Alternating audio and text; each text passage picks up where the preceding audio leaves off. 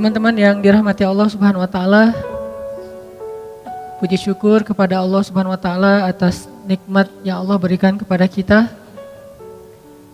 Ada nikmat yang Allah kasih yang membuat kita langsung tersenyum. Ada nikmat yang Allah kasih tapi awalnya kita cemberut. Kemudian pada akhirnya baru kita tersenyum. Yang jelas, dalam pandangan orang yang beriman, apapun yang Allah Subhanahu wa taala takdirkan dalam hidupnya, itu adalah kebaikan bagi dia. Ajaban li amril mu'min. Betapa menakjubkannya orang yang beriman. Inna amrahu kulluhu khair. Sesungguhnya urusan dia, hidup dia, waktu dia, peristiwa yang dia alami, hari-hari dia, semuanya khair, semuanya kebaikan. Kalau dia diuji dengan satu dharra, satu musibah, maka dia bersabar, maka itu juga adalah kebaikan bagi dia. Kalau dia diberikan sebagai suatu sarra atau suatu kebaikan, suatu nikmat, maka dia bersyukur, maka itu juga kebaikan bagi dia. Dan itu tidak diperoleh kecuali hanya oleh orang-orang yang beriman. Sehingga salah satu cara kita mengukur iman kita sendiri, dan ini saya selalu menggarisbawahi dalam setiap kajian kita, bahwa ilmu yang kita peroleh selalu harus kita jadikan sebagai cermin, bukan kaca pembesar. Kalau kita jadikan ilmu sebagai cermin, setiap kali kita dapat satu ayat, satu hadis, satu nasihat dari ulama, satu booster, maka kita jadikan itu untuk menilai diri kita, apakah kita sudah menjadi lebih baik atau tidak.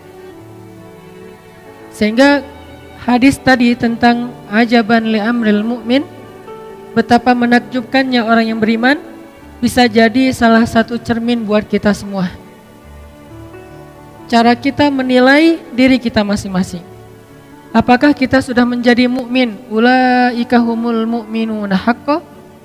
Apakah kita sudah menjadi orang mukmin yang benar? Ulaika humus shadiqun. Caranya adalah coba kita nilai diri kita saat kita diberi dua nikmat itu. Saat kita diberi dua kebaikan itu. Satu kebaikan yang dikenal dengan istilah dharra, ujian. Yang kedua kebaikan yang dikenal dengan istilah sarra, anugerah. Apakah dua kebaikan ini atau dua nikmat ini akhirnya membuat kita mendapatkan lebih banyak kebaikan atau justru mengurangi kebaikan dalam hidup kita? Kalau ketika Allah Subhanahu wa taala beri kita nikmat bentuknya sarra, terus dengan sarra itu bertambah manfaat kita untuk orang lain, berarti itu kebaikan. Apa sarra tadi? Nikmat. Kayak misalnya Allah nambahin kita rezeki, dapat sebuah proyek atau kita dagang, kemudian untungnya ternyata di luar perkiraan kita lebih gede. Lalu dengan nikmat rezeki tambahan itu, fadl, akhirnya kita menjadi orang yang bisa bantu orang lebih banyak. Berarti nikmat itu adalah khair. Tapi kalau dengan nikmat rezeki yang bertambah, dapat proyek, makin kaya, makin besar omsetnya, makin sukses, makin bagus karirnya, justru membuat kita menjadi orang yang semakin berkurang porsi kebaikannya, jadi semakin sombong, jadi semakin lupa kepada Allah, jadi semakin sibuk, akhirnya mulai mengurangi jatah ke masjid, mulai mengurangi jatah tilawah, mulai mengurangi jatah untuk ketemu dengan anak-anak dan keluarga. Berarti itu tidak menjadi khair. Dan kalau tidak menjadi khair, apa menakjubnya? Apa yang menakjubkan dari orang itu? Padahal Nabi mengatakan ajaban, sangat menakjubkan orang yang beriman. Siapa orang beriman? Salah satu ukurannya, kalau dia diberikan sarra, syakara, fakana khairallah. Kalau dia diberikan satu nikmat, dia bersyukur. Dan salah satu di antara makna bersyukur itu adalah berbagi dengan orang lain. Karena bersyukur hanya dengan mengatakan alhamdulillah itu belum utuh. Tapi itu sudah bagian dari syukur, cuman belum utuh. dan terlalu mudah untuk melakukannya, sehingga bahkan orang yang tidak terlalu taat juga bisa melakukan itu. Sementara orang mukmin lahum darajatun 'inda rabbihim, punya tingkatan-tingkatan, dan pastinya kita pengen tingkatan yang lebih. Kita nggak mau berpuas diri dengan hanya tingkatan yang rendah saja. Kita pengen lebih baik daripada orang lain. Kita pengen mengungguli orang lain. Kita pengen dapat lebih banyak daripada orang lain. Sehingga mengatakan alhamdulillah saja belum sempurna, belum utuh. Masih ada bagian-bagian dari syukur lain yang perlu kita coba latih. Dan salah satunya adalah khairun nas anfa'uhum linnas. Sebaik-baik manusia yang paling banyak manfaatnya untuk orang lain. Sehingga kalau kita dapat nikmat, yang pertama kita pikirkan selain setelah kita bersyukur pada Allah dalam bentuk lisan, alhamdulillah rabbil alamin, hadza min fadli rabbi, dan bahasa-bahasa lain yang sangat banyak. Kemudian yang langsung kita pikirkan apa? Ini siapa yang bisa saya tolong nih? Gitu harusnya. Ketika kita dapat nikmat dalam bentuk harta, ketika kita dapat transfer, ketika kita dapat untung, ketika kita ngelihat angkanya gede banget, terus kita berpikir, alhamdulillahirabbil alamin. Terus apa yang setelah itu? Ini ke siapa ya saya kasih nih? Ini saya bantu siapa ya? Ini siapa yang membutuhkan ya? Ini baru orang keren banget nih. Sebelum kita mikirin, ini dipakai jalan-jalan kemana ya? Ini dipakai beli barang apa ya? Misalnya motor baru, motor klasik, mobil baru, atau apa segala macam. Mobilnya mau di modis lagi, motornya mau di custom lagi, rumah mau direnov lagi. Sebelum kita mikir yang ini, walaupun ini boleh-boleh aja, saya nggak melarang orang untuk menikmati hidup. Karena Allah juga nggak melarang kita menikmati hidup. Yang dilarang kita mencintai hidup di dunia lebih daripada surga. Dan dunia juga nggak buruk. Allah sendiri mengatakan dunia itu dengan khair. Wa innahu lihubbil khairi lasyadid, dan mereka mencintai terhadap dunia itu berlebihan. Dunia di dalam ayat ini diistilahkan dengan diksi khair, kebaikan. Sehingga kalau orang mengatakan dunia itu buruk, berarti dia hanya mengambil sebagian dari definisi dunia, sementara masih banyak yang lain. Kita boleh custom motor kita, saya juga dikit-dikit ngelakuin, cuman budgetnya gak berani gede-gede. Terus yang kedua, kita boleh juga mau modif mobil kita, misalnya bannya digedein, terus warnanya dibikin doff biar sama dengan kulit.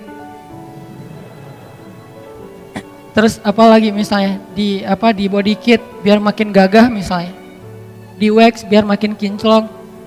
Terus kalau cewek joknya diganti pink semua, ungu semua, atau pelangi warna-warni, tergantung selera warnanya masing-masing. Kadang senengnya dengan warna ungu, dari lipstick sampai ke jok mobil ungu misalnya, nggak masalah. Nah, ini apalagi kalau dia ngelakuin itu dengan cara yang pakai lipstick warna ungu terus pakai cadar, kan lumayan ya. Gak ada yang tahu.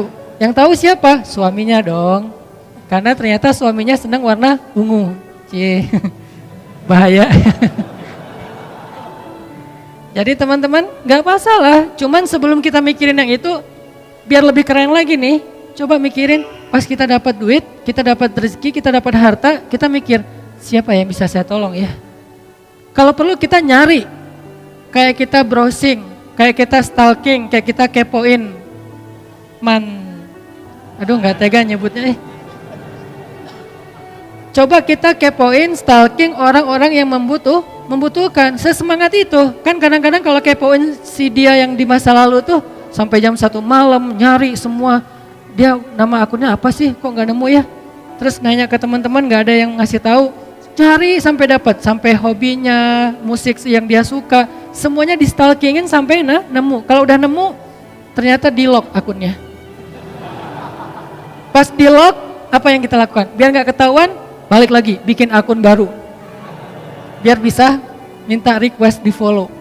Karena kalau di lock terus kita nge-follow, kan dia ngelihat dulu, wah siapa? Ternyata kita gitu. Namanya terlalu jelas, Hanan_Ataki gitu. Ya udah ganti. Misalnya nama-nama yang gak jelas, supaya pas nge-follow dia gak tahu kalau itu kita, dan postingannya 0. Pengalaman. bukan pengalaman ngeliat mantan, pengalaman stalking. Nah, kalau kita bisa stalking orang lain, bisa stalking sedia, mantan, segala macam, begitu semangatnya, kenapa kita nggak stalking yang lebih bermanfaat? Stalking orang-orang yang lagi membutuhkan. Kita bisa pakai hashtag, apa misalnya hashtagnya duafa, atau hashtagnya miskin, atau hashtagnya berobat, atau hashtagnya share, hashtagnya care, atau apapun hashtag kan dari hashtag ketahuan ya. Atau kanker Indonesia, ketahuan tuh kasus-kasus kanker di Indonesia, di seluruh Indonesia, atau kelaparan atau apalah, biaya pendidikan, kita stalking, kita nyari. Terus di antara sekian banyak postingan, kita pilih yang paling mudah deh buat kita, yang paling dekat dengan jarak kita. Akhirnya ketika kita dapat nikmat, yang pertama kita pikirin, ini ngasih siapa ya?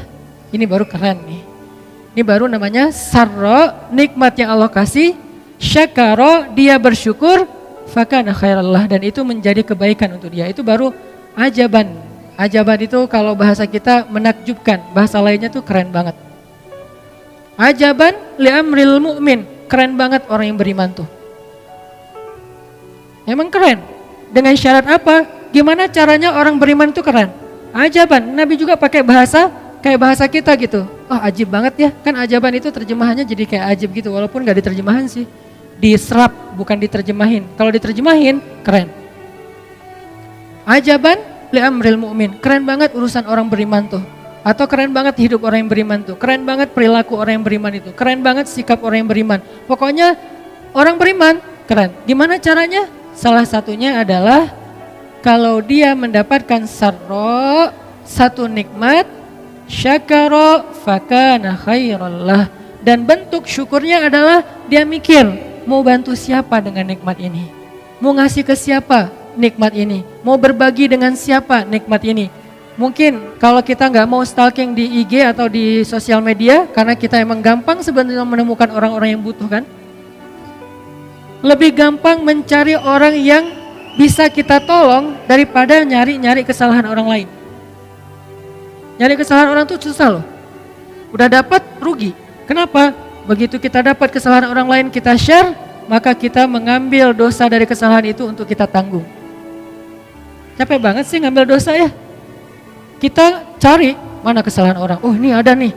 Kita ambil, lalu kita buka aibnya, kita share, berarti kita sudah menanggung kesalahan itu. Kalau kita simpan, kita nggak ikut menanggung. Kalau kita kasih tahu ke orangnya supaya dia memperbaiki diri, maka kita dapat pahala, dan dia juga kalau memperbaiki diri dapat pahala. Tapi kalau kita share, dia udah habis dosanya, kita yang nanggung dosa dia, kan rugi tuh. Daripada capek-capek kayak gitu, mending kita nyari, stalking, kepo, siapa sih yang bisa kita tolong. Dan itu lebih gampang. Kalau kita nemu, belum nemu aja udah dapat pahala, baru niat aja udah dapat. Begitu kita dapat nikmat, aduh pengen nolong siapa ya?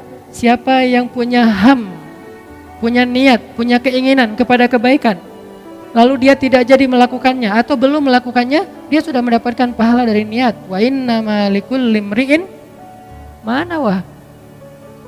Jadi teman-teman, niat itu luar biasa seperti yang kita bahas dalam 2 pertemuan terakhir. Keren banget, niat pengen bantu orang aja, ini belum bantu nih, baru niat. Siapa ya yang bisa saya bantu nih? Udah, wa innama likulli imri'in ma nawa. Udah dapat kayak pahala ngebantu orang tersebut. Nyari, proses mencari itu juga pahala. Karena berjalan, kalau dulu mungkin nyarinya dengan berjalan. Jalan ke rumah tetangga, jalan ke rumah di ujung kota, jalan ke rumah beda kabilah, pokoknya jalan. Kalau dulu jalan, kalau sekarang nyarinya dengan kita stalking, kita cari di internet, kita nelpon, kita baca di grup WA, segala macam. Yang jelas ada effort buat nyari. Proses mencari itu juga bagian dari kebaikan. Mencari doang, belum nemu. Terus kalau udah nemu, ketemu, oh ternyata ada tetangga yang butuh, ternyata ada teman yang butuh, ternyata ada temannya teman yang butuh, ternyata ada temannya teman-teman butuh. Terserah deh dari mana asal usulnya. Ketika nemu, lalu kita datengin, kita share, kita care kepada dia, maka kita kata Nabi, ajaban li amrul mu'min. Itu baru mukmin yang keren. Itu baru mukmin yang keren. Kenapa? Syakaro. Dia bersyukur dengan cara berbagi, dengan cara berbuat kebaikan. laisal birra an tuwallu wujuhakum qibalal masyriqi wal maghrib. Kebaikan itu bukanlah memperdebatkan mana yang paling tepat antara timur dan barat. Kan ayatnya kayak gitu kan? Kebaikan laisal bir an tuwallu wujuhakum qibalal masyriqi wal maghrib, untuk memperdebatkan arah kalian beribadah ke timur atau ke barat dalam konteks perdebatan orang Yahudi terhadap kiblatnya kaum muslimin. Tapi tafsirnya luas, bukan memperdebatkan sesuatu yang sama-sama baik. Orang Yahudi beribadah itu kebaikan sebelum mereka menyelewengkan agamanya, orang muslim beribadah itu juga kebaikan. Ngapain diadu-adu di antara dua agama yang sama-sama berasal dari para anbiya? Justru albir, kebaikan itu adalah salah satunya adalah berinfak, menolong orang yang membutuhkan, orang yang jadi korban perang. Ayat itu jelas korban perang salah satunya. Kemudian orang yang musafir atau orang-orang yang, kalau dulu namanya musafir atau ibnu stabil, orang yang di jalan. Kalau sekarang orang yang homeless. Karena orang yang musafir sekarang mungkin gak serumit, gak sesulit dulu kan. Kalau dulu musafir, orang yang ibnu stabil itu yang di tengah perjalanan emang benar-benar sulit. Pertama, gak semua orang kaya musafir, bukan orang kaya doang yang musafir, orang miskin juga musafir dulu karena nomaden. Atau dia ikut rombongan tapi dia kekurangan harta. Kalau sekarang musafir itu identik malah dengan orang yang mampu, traveling, trip, touring, kan udah punya bekal ya. Berarti terjemahan dari Ibnu Sabil itu salah satunya adalah homeless. Terjemahan konteks dan realitas. Orang-orang yang tidak punya tempat tinggal. Apakah di kota kita ada? Banyak teman-teman. Baru aja kemarin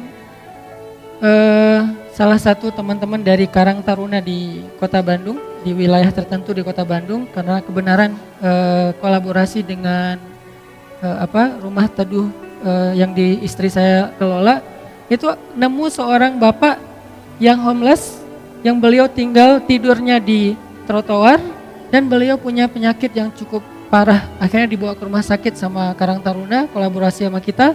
Terus berobat dengan dokter, udah sembuh, sekarang balik lagi ke wilayahnya. Cuman di wilayah itu beliau karena nggak punya lagi keluarga, nggak ada yang berani nyewain atau ngekosin beliau karena dianggap dulu mungkin punya cerita yang kurang baik di wilayah itu. Akhirnya warga di situ agak kurang menerima.